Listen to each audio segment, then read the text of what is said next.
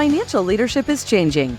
CFOs no longer record history, they make history. This podcast will help you become a better leader, strategic thinker, and digital visionary. Welcome to Secrets of Rockstar CFOs, the ultimate podcast for chief financial officers. Follow along as Jack McCullough engages in exciting chats with accomplished CFOs, learning how they overcame obstacles and positioned their companies for the future. Here's your host, Jack McCullough.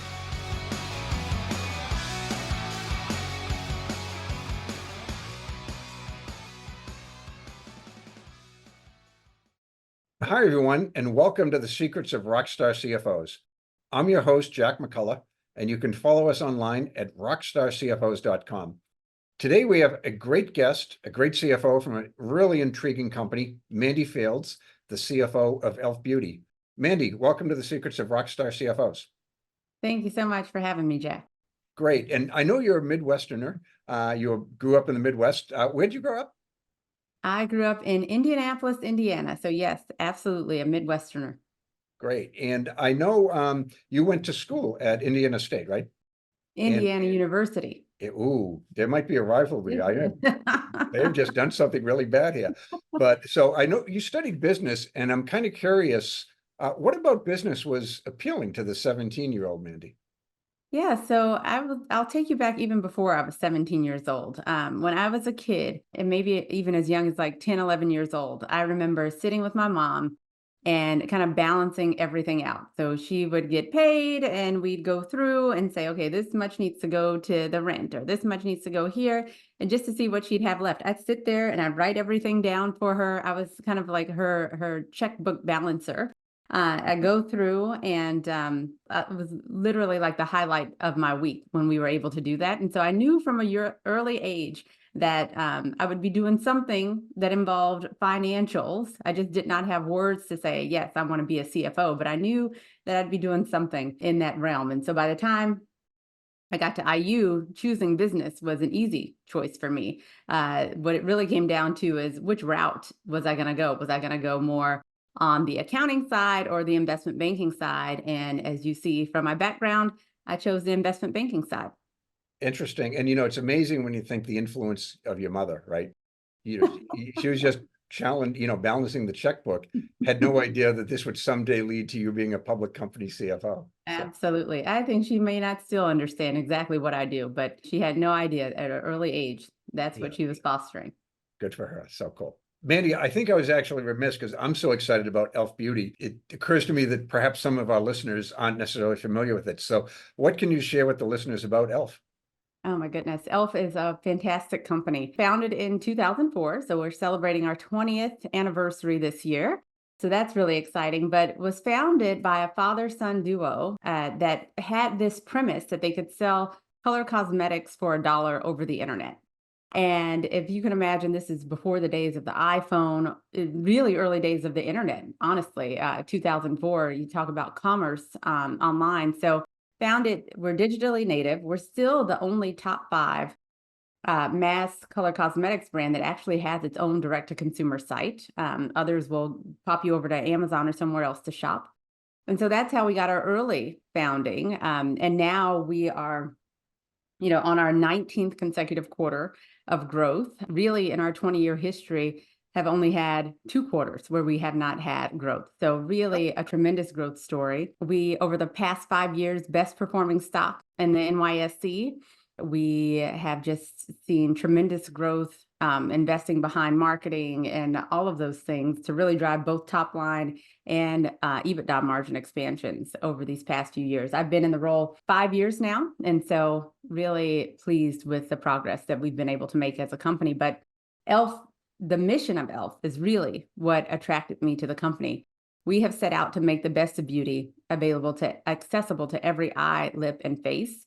And we're doing just that. It's one of the companies that I've been associated with that really lives out their mission in every single thing that we do. We're very closely tied to our community. Our community is reflected in our employee population. We're over 70% women, young, diverse, beauty enthusiasts, just like our community. And then even our board of directors is one of the most diverse, one of 4 public companies out of 4,200 public companies that has the board diversity that we have. And so really, really proud of what we've built here at e.l.f. Beauty. Wow, it's the top four. That's fantastic. So at the end, I think just from that, probably a bunch of people are going to want to apply for a job there. So we'll make sure that we have a link to your job board. So, but that's great. So as you mentioned earlier, that you started your career in investment banking, which seems preordained from the time you were about 7 years old, from what you told us. And then along the way, you joined some huge companies, the Gap, Albertsons. And so what's it like? What was that journey like, going investment banking, then some big companies? And what did you learn along the way that prepared you to be the CFO of not quite as big a company, but a great and fast growing company? Yeah. So in investment banking, so after school, I moved to New York. And I was in investment banking for JP Morgan, and I covered the oil and gas industry. And so what I learned in that experience is that I loved banking. I loved everything finance, but I did not like the industry that I was covering. And so I intentionally set out to get into consumer. It was one of those things where I just wanted to be close to, a tangible, something that you could touch, feel, interact with. I felt that consumer, you really could speak to the heart of people. And so that's what I wanted to get into. And so I think that that's really reflected in the career choices that I've made since then. And so when I left banking, would like to say that I had a job in hand and all of those things, but it really wasn't that. When I left banking, it was because I had met my husband, who was not yet my husband at the time. He was actually moving from New Mexico. This is a whole other story. I was living in New York. He lived in New Mexico. That's another story for another day, but he was relocating to the Bay Area is the point. And we both moved out to the Bay Area, and we've been here, I think 18, 19 years now. And when we moved out to the Bay Area, I said, okay, I want to get into consumer now. And so this is what I'm going to do. I am going to work for the Gap, but I really did not know anyone at the Gap at the time. And this is before the days of LinkedIn. I couldn't just send a LinkedIn message over to someone. And so what I decided to do was reach out to the CFO of the Gap at the time. Byron Pollitt was the CFO back then. And I did not have his email address. And so I sent an email. So you talk about secrets of CFO. This is one of the secrets. I sent an email to every single combination of email address I could think of. B.Pollitt, B_, Byron. All of the email combinations I could think of, because I didn't know anyone at the Gap. And I sent my resume over and I said, hey, I'm leaving investment banking. I would love to join your company. These are all the reasons why.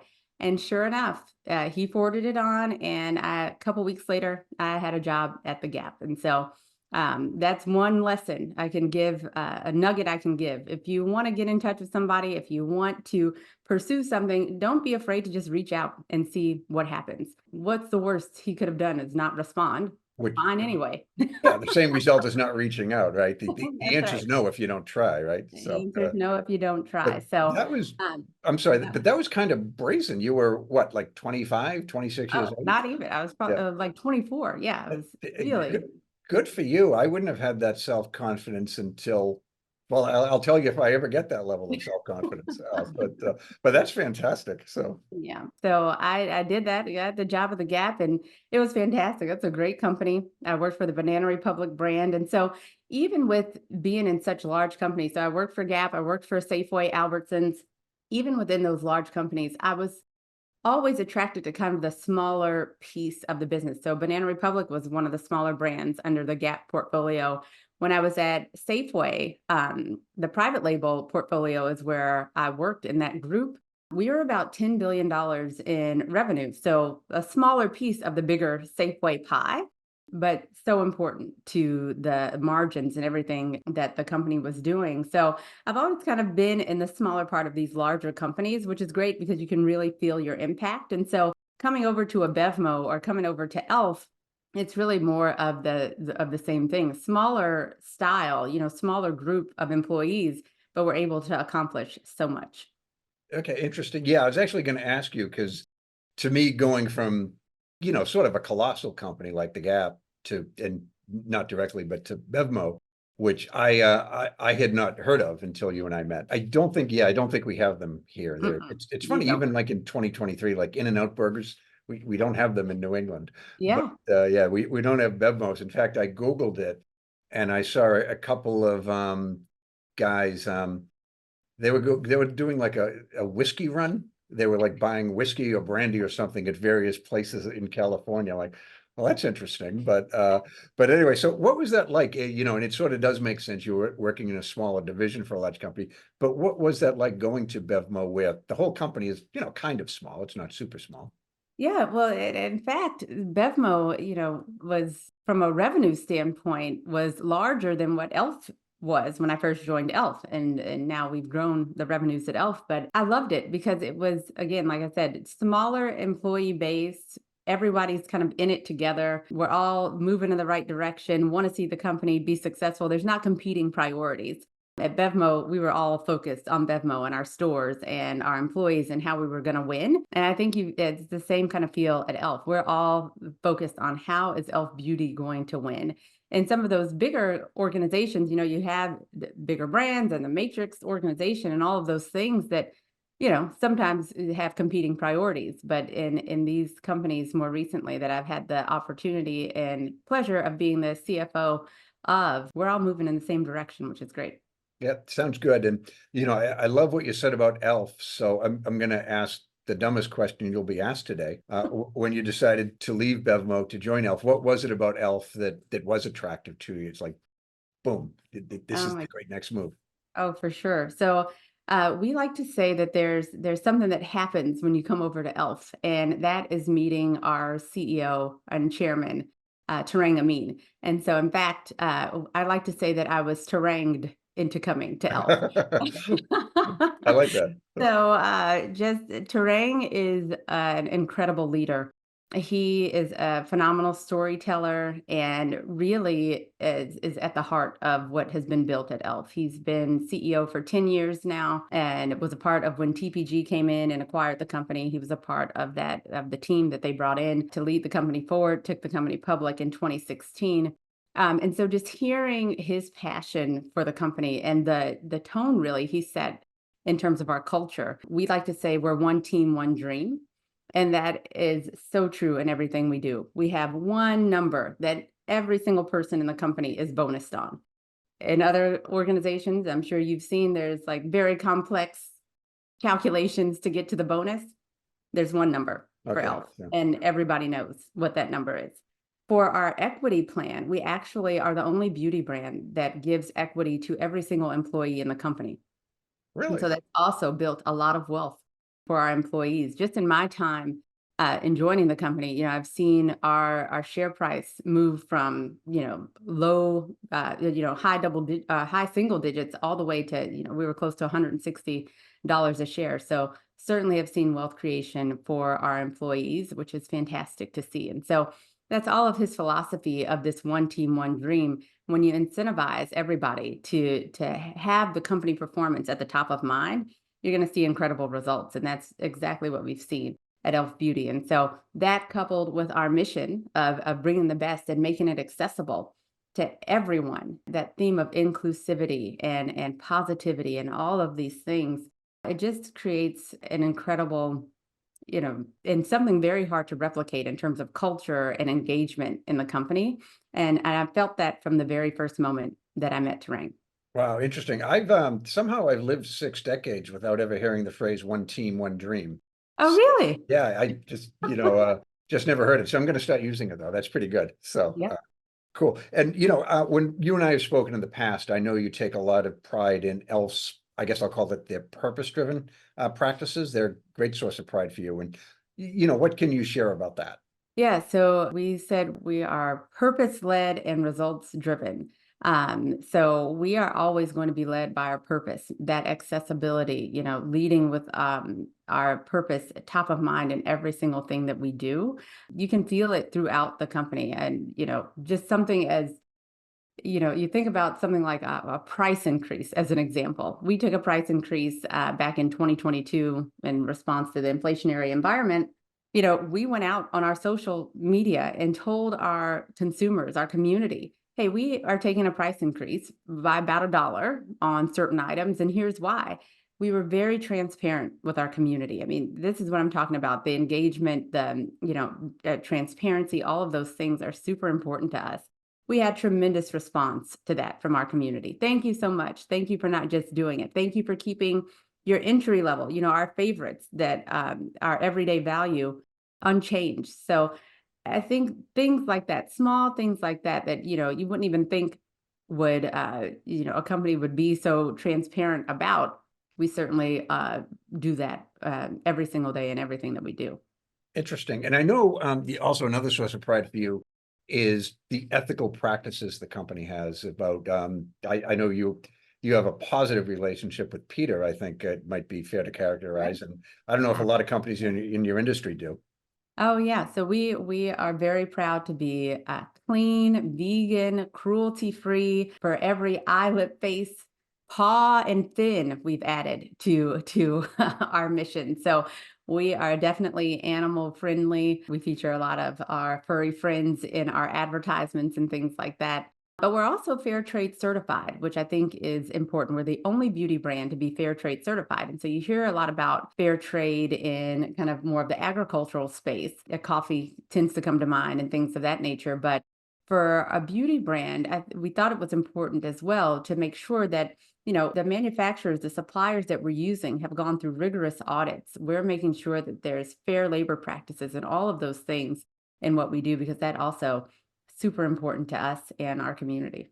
That's fantastic. And, it's great to see like the CFOs are taking pride in this because, and I'm a former CFO, but we're numbers oriented, right? But it's really good. Like one of my earlier guests was the CFO of Chipotle. And their original mission is just to make the world a better place to live, which is interesting for casual dining. But, he took such pride in the fact that, they had the best sustainability practices in the industry. I see the same thing with you, that it isn't just about working for a fast growing, profitable company. Oh, no, that I think they have to go hand in hand. It's so important for us personally, our communities that we serve, to make sure that we're doing right by the planet, by our furry friends. Everyone is impacted, and so we do take great pride in that. That's great. And you've mentioned a couple of times the CEO, Tarang Amin. And did I say his name right? Amin. Amin, yeah, Tarang Amin, I apologize. And, there's been a lot of talk. The most important relationship in the C-suite is actually that between the CEO and the CFO. You work for him, but at the same point, you're his partner. And I'd love to chat a little about what that relationship is like. And does he Yeah. know that you've made a verb out of him? He does know that he's a verb. More, I have used it, others have used it as well. We kind of leverage him when we're trying to land candidates. It's time to be terrained. So we'll send them in. Send them into Terang. But I have a great relationship with Terang. He is just a great mentor to me. I go to him for so many things, even, personally, professionally, outside, when I'm making different decisions, even outside of what I do every day at E.L.F. He's always there. And so we are tied at the hip in all things. We spend a lot of time with investors together. So it's important for us to be on the same page. And even with our board, he has really helped me in, how do we communicate with the board? How do we kind of stay ahead of some of the things that they're thinking of and making sure that we're engaging with them at the right points with the right information? It's really been a fantastic 5 years. We've been building our relationship, and it's really evident in the results and in our communication and what we do with our earnings calls and all of those things. We try to incorporate a lot of fun in what we do, but also making sure that we're being, intentional with our communication and staying aligned. Yeah, no, that's great. I mean, the fact that you've been with the same company for 5 years, the average tenure for a public company CFO, depending upon whom you believe, is somewhere around 3.5 years. So you've already beat the average. And, I'm sure given your background and the success of E.L.F. in recent years, you perhaps get phone calls from recruiters. Heck, I was a mediocre CFO and I got a bunch of them. So, but good for you. Anyway, I wanted to ask, not so long ago, a few months ago, in fact, you did what was a sizable acquisition, a company called Notorium. Yeah. Love to chat what that was like, what was attractive about that company to you, and any fun war stories with the transaction and how it's going so far. Yeah, so Naturium, we did. We acquired Naturium. We just closed the acquisition actually in October. And why we pursued that acquisition, we've actually been pretty choiceful with M&A as we've gone through. We acquired a company called Well People back in February of 2020. And that was really a clean color cosmetics brand. It taught us a lot about how to go on our clean journey. So really pleased with that acquisition. And we've seen a lot of things that come across, a lot of times you see things that are high growth, but they have no profit. Or you see things that are slower growth and have profit, but because of the growth trajectory that we've been on at e.l.f., it's hard to digest something like that. And so when we saw Naturium come across and knowing that we also on our trajectory of having e.l.f. in skincare as well. So we now have e.l.f. Skin that we kind of broke out as its own brand a couple years ago. We saw Naturium as highly complementary to what we were doing in skincare. And so when we saw them come across, the growth rates were fantastic. They actually had strong profitability as well. And then we met the team. And that's really what it comes down to. When we are looking at brands or companies, really comes down to the team and how that interaction is, because our culture at e.l.f. is so important that we want to make sure that we're not disrupting or distracting from our culture, bringing in another company. And so actually we have a list of criteria that we go through for targets that we're looking at. And at the top of that list is actually values alignment. And if we can check that box early on, makes the rest of the process a whole lot easier. And so again, goes back to kind of the uniqueness of e.l.f. That I don't know that other companies have values alignment as at the top of that list, but it's really one of the first boxes we need to check. Well, surely they should. No, go ahead. Okay, sorry, I thought you were done. Apologize. Yeah, I mean, the majority of reasons that mergers and acquisitions don't work are, they're cultural. They're not, business reasons, right? So it's very wise of you to, to consider that. So, but getting back, other than obviously the acquisition, but what are some of the biggest challenges and some of the opportunities that you're facing on a day-to-day basis in your role running finances for this extraordinarily fast-growing company? Yeah, so we have a wealth of riches, so many things, so much white space to go after as a company. So it's really about focus. And actually, I pick a word of the year every year, and this year's word is focus, because we do have so many great things going on. I just want to make sure that at least I'm keeping my team focused on the big things that we have going. And so, we've talked about our transition of our ERP system over to SAP. That's going to be a big undertaking. And so we want to make sure that we have the right testing and the training and all of those things going on while the team is also watching their day job. So that'll be super important to be focused on. And other things that we are looking at, just growth and kind of where we place our bets. And we see a lot of opportunity. We've talked a lot about international being a big opportunity for us as a company. A lot of other beauty brands, you have majority of their business outside of the US. And here at e.l.f., the majority of our business is in the US. And so we have a huge white space outside of the US and making progress in the UK and Canada, but certainly see many other countries as an opportunity for us. And so just keeping our focus on the white space opportunities in color cosmetics, skincare. I've talked about, now that we've brought Naturium into the fold, that will be a big area of focus for us. And then how do we just continue to build share in color cosmetics and pursue what we want to do internationally? That's great. I wasn't aware that you were that US dominant. And Oh yeah. yeah, there's only about 16% of our sales are outside of the US. Everything else is here in the US. and that's remarkable. I mean, there are 6 billion or so people in the world, and only about 350 of them are in our country. So That's right. that's a tremendous opportunity. That's exciting stuff. But I want to chat a little bit about the industry that you're in and your position in it. And saying this never having worked in the industry, so do correct me if I'm wrong, but it evolves at an extraordinarily rapid pace. Market conditions, consumer preferences, all of those things. So, as a leader of the company, how do you adapt continuously? And, what are some of the innovations that you have to pull? Well, the key word is innovation there. In the beauty industry, innovation is so important. We often say it's like the lifeblood of any brand. And we have done an incredible job delivering on innovation that is relevant to our community and responding to our community when they're asking us for innovative items. And so when I look at the last several years and the innovation that we've launched, we've actually been able to build upon those items. And so now we have franchises that we have. We have our putty primer, and I'm going to start saying things you may not know anything about, Jack. Putty primers and power grip primers and all of these things that we've launched. Camo concealers. These are franchises that we've now launched. And we call them franchises because we've launched an initial innovation, but we then launch more on top of that year after year. And the really unique thing about e.l.f. that I've seen is when we launch new items in that camo franchise, as an example, we have a camo concealer and then we have a camo blush. We have all of these things.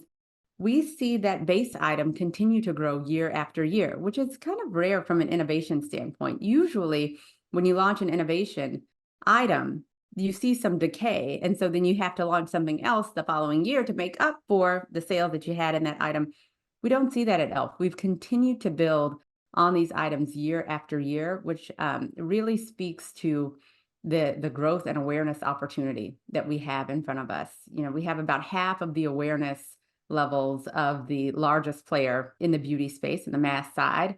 So really a big opportunity for us to continue to introduce people to our items and continue to see that growth. But innovation is a big piece of that.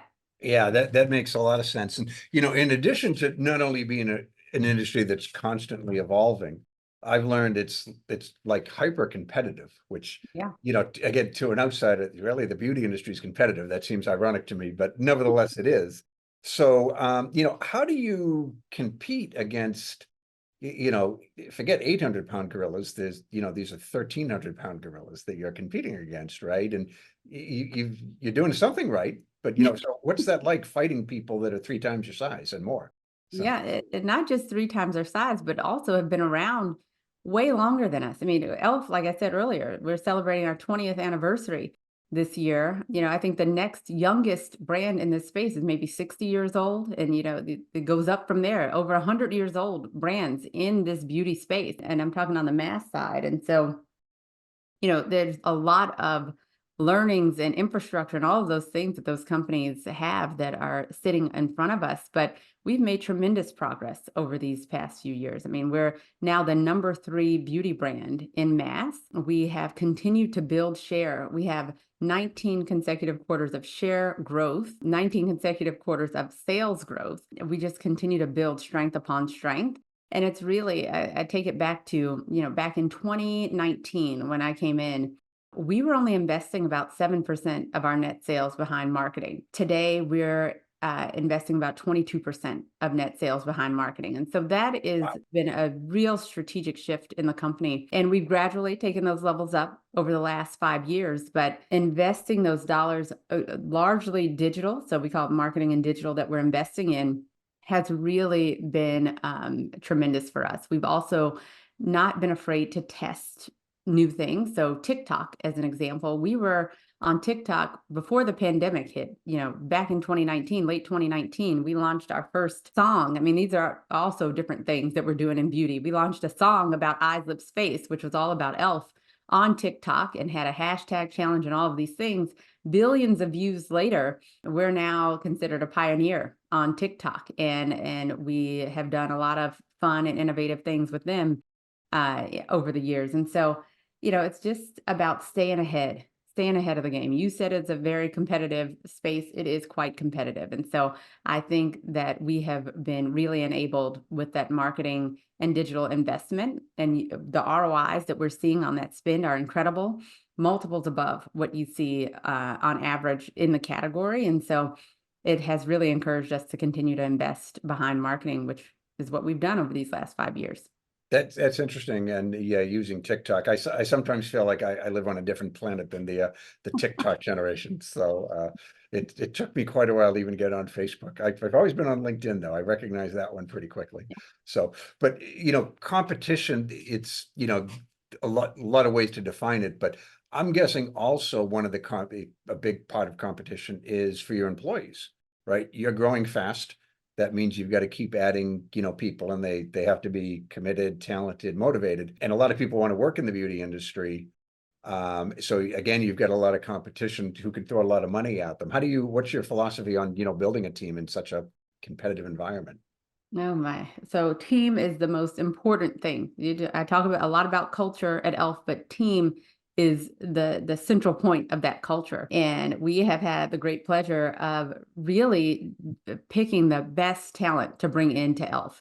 We talked about the one team, one dream philosophy. I mean, once people understand what we're doing and how we, think about compensation and things like that, giving equity to every single employee, that's very attractive to attracting the best talent. And the growth that we've seen and the investment that we made behind our employees. I mean, I just think back to the pandemic in 2020.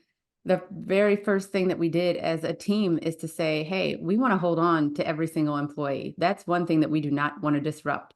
It has taken us a long time to build this culture and this team.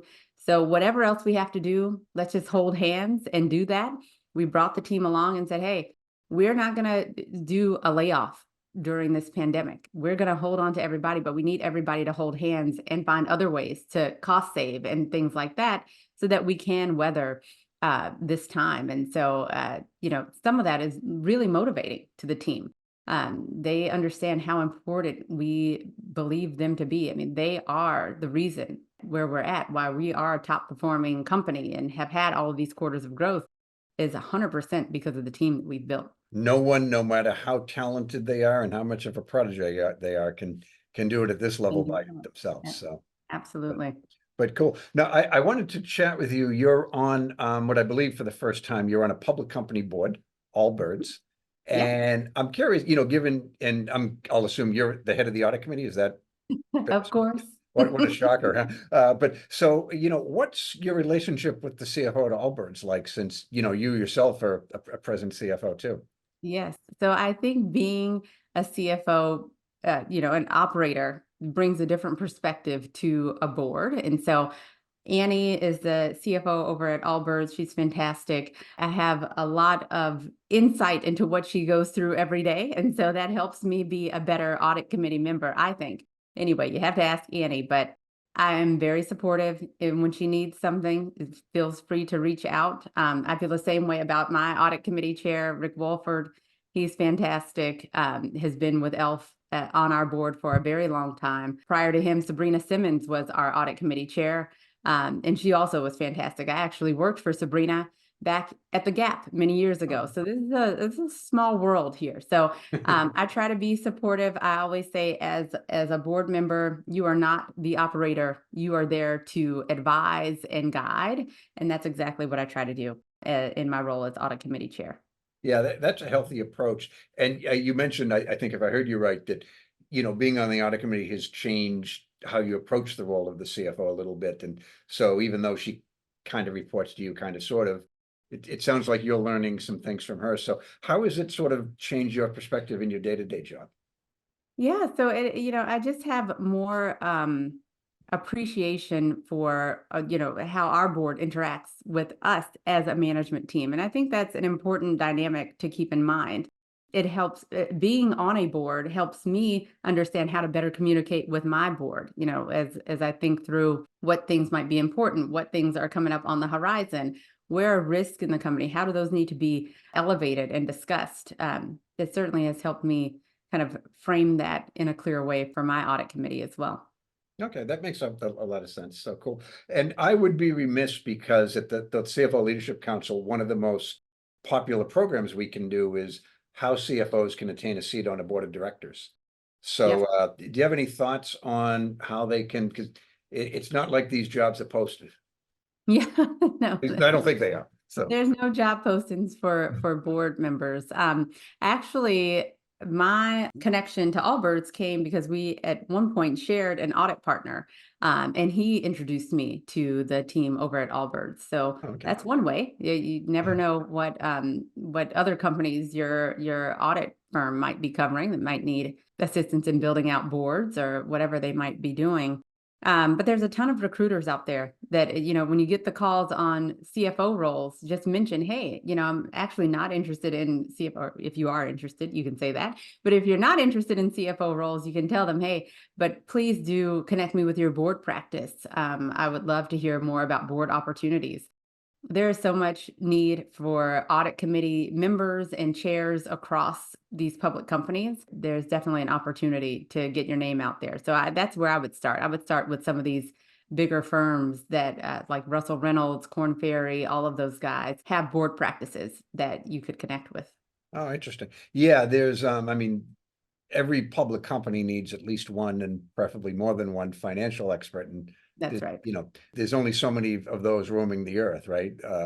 So, I mean, if you read the definition of financial expert, okay, an audit partner and a professor of accountancy, and that's about it. But, it has created some great opportunities for CFOs. So, but I want to switch gears a little bit because I know you're CFO, fast growing, very busy with that. And, Yep. being on a public company board. And I know you're the mother of two, and they are very active and involved in a lot of sports.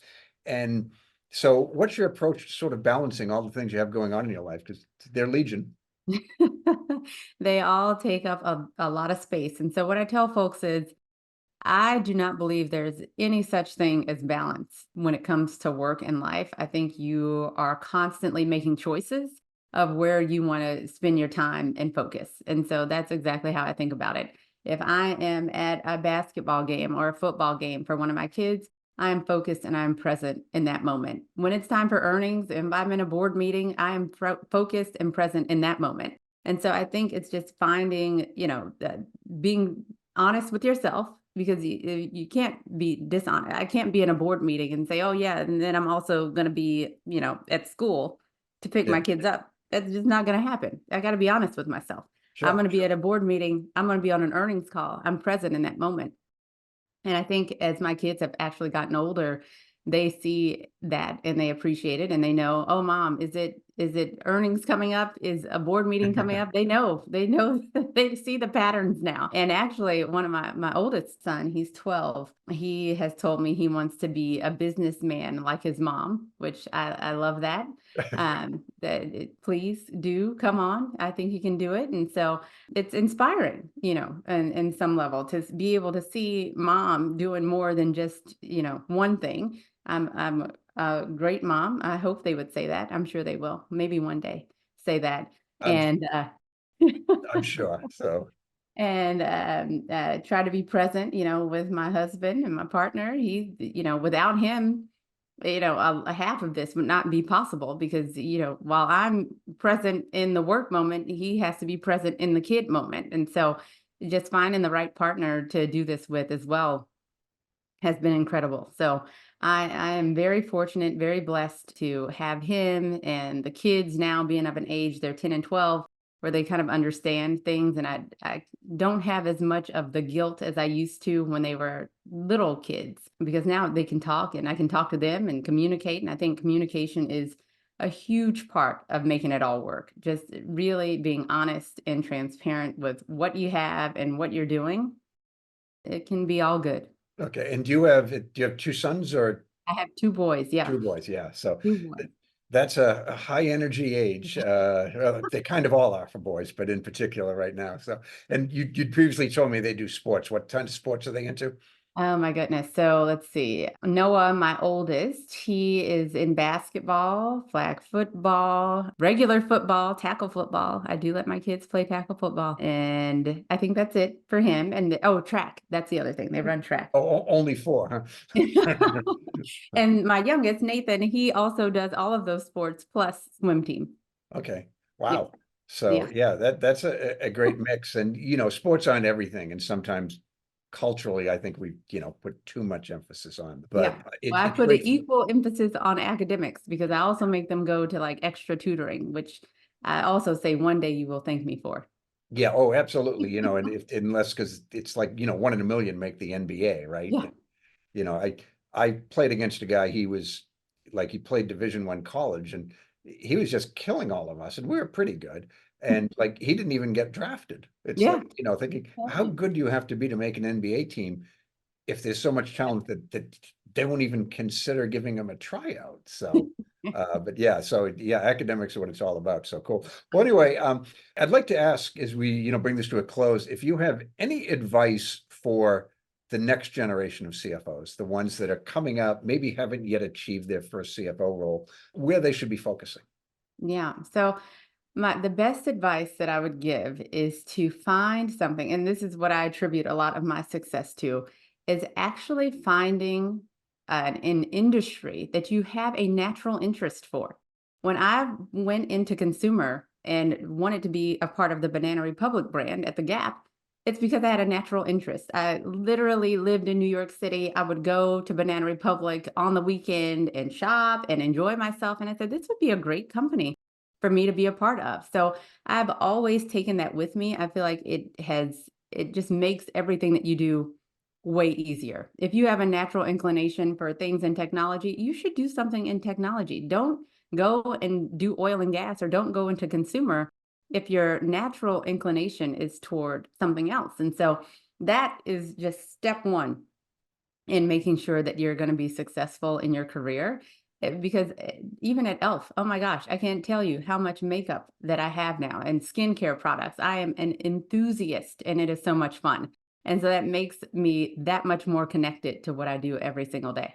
Interesting. Yeah, that's great. I was actually thinking, you said that given that you wanted to sort of be in business and finance when you were young, and then you love Banana Republic, it's like, geez, you had your dream job at a pretty young age.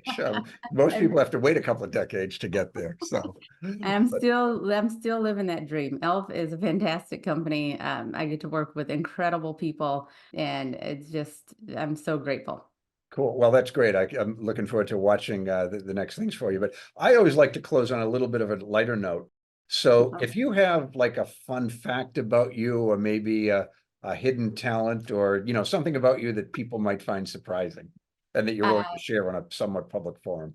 Yeah, all right. Well, let's go ahead and share. So, fun fact about me is that I love to sing. I was actually in choir when I was growing up. And if I were not a CFO, my career would have been that on Broadway.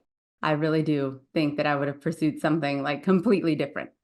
Okay, wow, that's a great talent. Can you sing a little Oh, something no. now? Oh my gosh, Jack. No way. I didn't say I Okay. was a good singer. I said I like to sing. Oh, fair point. I wasn't listening. So, well, Mandy, this has been great. I know our listeners are going to, really be inspired and learn a lot from your journey. And, it's fun for me as well. So thanks for being part of it. And I want to give you the final word. Well, thank you so much, Jack. This has been so much fun. And I'm just really thankful for you having me on. Thank you for listening to this episode. To continue your exploration of this role that focuses on strategy, leadership, finance, and technology, listen to more episodes of the show at rockstarcfos.com. Join this revolution, episode by episode. Push yourself to achieve great things and unlock the best opportunities available to you. CFOs are creating a legacy, and it's time for you to leave your own unique imprint on the world today. That's all for now. See you on the next one.